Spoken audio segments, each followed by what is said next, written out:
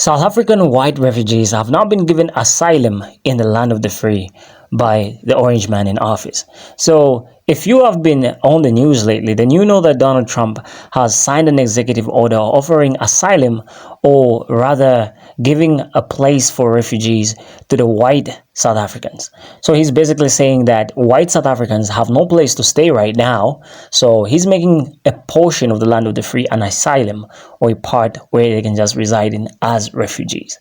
You've ever heard of white refugees? If you've never, then this is the time that you have. So why is he doing this? So he's saying that South African President Cyril Ramaphosa is actually in violation and discrimination against human rights against these white South Africans, because they are confiscating land away from these white South Africans. So now they're homeless and they don't have any place to call their own home. Palm colors have always taken land from black people in Africa, and some white people have remained in those lands that they took, specifically in South Africa. So let's just shine light on this discussion by playing you some videos, and afterwards we're going to get into details. Donald wants to relocate white South Africans to the United States, offering them refugee status. You are not dreaming. He has signed an executive order in the White House. Donald wants to stop U.S. aid to South Africa because the South African government, according to Donald, is illegally seizing land. South African President Ramaphosa, of course, denies it and says, "We will not be bullied." Donald complains that whites in South Africa, who are settler colonizers, are being discriminated by the blacks. Donald has now successfully proven that his government is going to be a white ethno-nationalist one, maximizing the best interest of white people at expense of everyone else. Very grandiose and desperate, but good for the global south, because if everyone maximizes the best interest of their ethnicity, well, the browns of the world outnumber the whites by a lot. I don't think he thought that far. So apparently the Trump administration is going to allow white South Africans to seek asylum because they're mad because the majority black population is standing on business and taking back a lot of the stuff that the white South Africans were able to essentially create on their shoulders during the apartheid state. I wish Americans would just stop this pretense that it's not about brown people. It's about brown people. And I'm so exhausted by it, because like, if you could just say that out loud. No one was for this when it was brown people from south of the border trying to escape violence. No one was for this when it was black Africans trying to escape violence. No one was for this when it was brown Middle Eastern people trying to escape violence. When it's white South Africans escaping, getting their, giant pieces of farmland and their mansions taken by the government that they only have because of long-term subjugation. Oh no! Will we please think of the rich whites? You're too loud with the subtext. Just say what you mean. Like, that's the part I'm so exhausted about. Just say what you mean already. Save us all the struggle of like having to do this back and forth. Because we already know, you clearly know. Just say the real thing out loud. Say it's about brown people. Say it's about brown people. Behind me is the United States Embassy. President Donald Trump have just announced on X that he wants to give South African farmers refugee status and help with resettlement in the United States of America. Trump also signed an executive order yesterday to cut all financial aid to South Africa, including crucial funding for HIV/AIDS treatment that supports millions of patients. The impact on the healthcare sector is devastating. President Trump says this is in direct response to the ANC's land expropriation without compensation policy, which Cyril Ramaphosa have signed into law in January 2025. This policy has sparked massive economic and political concerns. South Africa has around 35,000 white commercial farmers. If they start leaving the country in large numbers, food security across the continent could be at a serious risk. And it doesn't stop there. The US is now reviewing AGOA, the trade agreement that provides South Africa with massive economic benefits. If that gets cancelled, we are looking at job losses in the millions. I call on President Cyril Ramaphosa and the ANC to stop this madness. South Africa cannot have policies that destroys jobs, that destroys investment and alienate its own citizens. Our people deserves better leadership, not silent diplomacy that leads to disaster. Breaking. Donald Trump just signed an executive order halting U.S. aid to South Africa, claiming human rights violations against white South Africans. Even wilder, he's ordering a plan to resettle Afrikaners in the U.S. as refugees. Meanwhile, black South Africans who were stripped of their land during apartheid still own only 4% of farmland while white landowners control 75%. Trump is using racial discrimination as his excuse to protect white wealth and rewrite history. This isn't about justice, it's about power. What are your thoughts? Drop them below. Donald Trump has graciously offered white South Africans the opportunity to resettle in the United States as refugees. Now, some are saying that this is a blatant racist move. You know, some of these folks, I don't know who they are, they're saying that this proves once and for all that Donald Trump is a white supremacist. While others are saying, no, this is just politically motivated. He just wants to beef up his base with more African Americans, but white ones. You know, there's a lot of things that people are saying, but I actually heard from an insider, a DC insider, who said that she believes this is part of a new program that Trump wants to start, a program called DEI, demanding equal integration, and giving white people the opportunity to be begrudgingly let into a place where they're not really welcome. What's up, TikTok? I don't know if y'all been paying attention to the situation going on in South Africa as it relates to Donald Trump and the ANC or the South African government. So basically what I've come to understand is, and I also done some research and looked at a lot of documentaries. Now, as a young child, I remember the apartheid movement. I remember here in the United States, a lot of individuals were standing in solidarity with black South Africans as they worked to get their freedom against apartheid, which was brutal in South Africa. And in the mid-1990s, I think it was 1994, Nelson Mandela became the first president of South Africa. During that time, white South Afrikaners have been treated absolutely terrible. And I do understand people were upset. But what's been happening now is the South African government's been confiscating these people's land and not giving them any type of compensation. White South Afrikaners are treated absolutely terribly. I mean, these individuals are in poverty right now. And a lot of them work on farms and agricultural works. And one thing about the South African government, this is not Nelson Mandela's ANC party. This South African government, which is the problem with a lot of black African countries, is corruption. So basically, it's reverse apartheid. And as Martin Luther King used to say, an injustice anywhere is an injustice everywhere. Two wrongs don't make a right. You have a whole bunch of white South Afrikaners paying for the sins of their fathers. Individuals who weren't even born during apartheid. And I'm going to call a spade a spade. What the black South Africans doing to the white South Afrikaners, that shit ain't right. So due to this injustice, Donald Trump has extended temporary citizenship or refugee status to these individuals to come to the United States. He's also cut off aid. And I asked myself, why is South Africa getting aid from the United States? I mean, supposedly they are part of BRICS. I mean, they're a developing nation. They have all this money. But to be real, if it wouldn't have been for those white South Afrikaners, South Africa would probably be South Sudan right now. And so if you hadn't had the time to look at South African TikTok, you will see some of the most ignorant comments I've ever seen. Again, South Africans talk about, we don't need America's money. Take y'all money. We're part of BRICS. That's fine. We will. But I will let y'all know this. You're owned by China. China's not as generous as we are. Matter of fact, China wants shit in return. So good luck with that. Another thing I've seen from black South Africans, we need to get rid of these white Anglos so we can come together as African nations and be strong because we have minerals.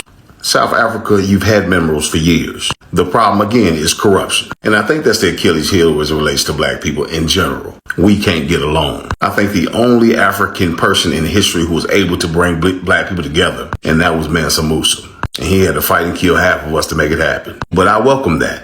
It's great. I would love to see Africa strive. But for far too long, America's been propping up all these chieftains, these NGOs who line their pockets while the whole community suffers. Another question I see, who elected Donald Trump? He's going to be the death of America. The American people elected Donald Trump. And we tired of paying for your bullshit. We've been doing it for far too long. It's time to wean the baby off the bottle. And the comments that I see as it relates to the United States, we're not paying for your friendship anymore. Again, as we learned for those 12 hours that we was away from TikTok, the rest of the world told the United States how they really felt about us. So why are we paying y'all? You said everything you wanted to say, but just not to our face. For far too long, the United States has propped up your nations and made you who you are today. Again, South Africa, your bricks. Let your daddy China pay for it. There it is. Donald Trump has signed an executive order cutting off all funding to South Africa and promoting a resettlement of Afrikaner refugees, prioritizing humanitarian relief, including admission and resettlement through the United States Refugee Admissions Program for Afrikaners in South Africa. Quick one, are they going to help these Afrikaner refugees take their wine farms, other farms, vast tracts of land, game reserves, houses in the suburbs, and in some cases, multi-million rand to multi-billion rand businesses with them? Because that's the thing, right? Obviously, many Afrikaners are not wealthy, although quite a few are. But nearly all Afrikaners are better off and have a better quality of life than most South Africans.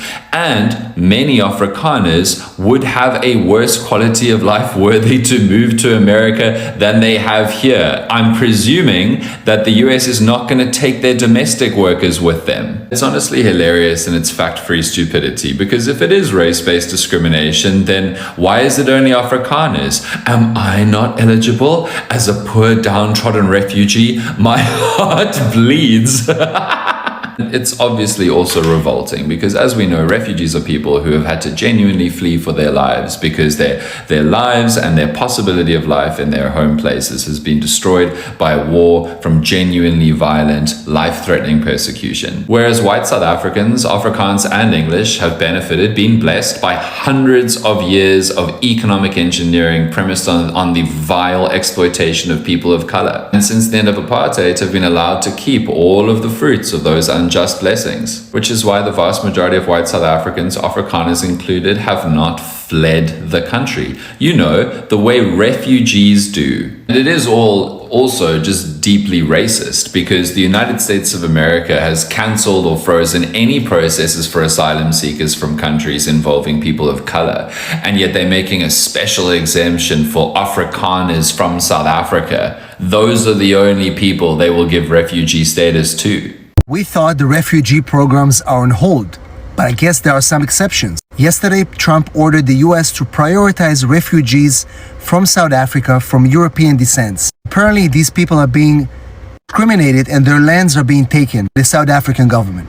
So while the entire refugee program is on hold, Trump is making exceptions. Trump just signed an executive order to give refugee status to white people. You can't make this He signed an executive order today. It's on whitehouse.gov. And it's about South Africa. That's weird. Here's the executive order. He basically says that the government of South Africa is illegally taking land and property from the ethnic minority in South Africa. In case you don't know who that is, he's talking about white people. Now, in his executive order, he talks about how the government of South Africa is dismantling programs that are aimed to create equal opportunity in employment and education and business. Yeah, I couldn't imagine a government that would dismantle programs that would take away the equal opportunity of employment, education, and business. But Donald Trump is very upset that South Africa is doing this, and he signed an executive order giving refugee status to any ethnic minority Afrikaner who the government's taking their shit away, which specifically is happening to white people. Now, there's some very, very important shit to talk about here. The guy who ran his entire campaign on refugees just signed an executive order to make white people refugees. Number two, how does Donald Trump know what's happening in South Africa?